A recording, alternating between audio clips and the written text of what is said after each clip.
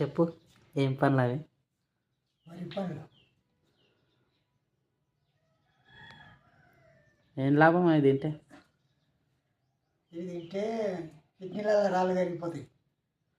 ఆ. ఇంకా చాలా చాలా ప్రేమతో తింటారు వీటిని పెద్ద పెద్దలు.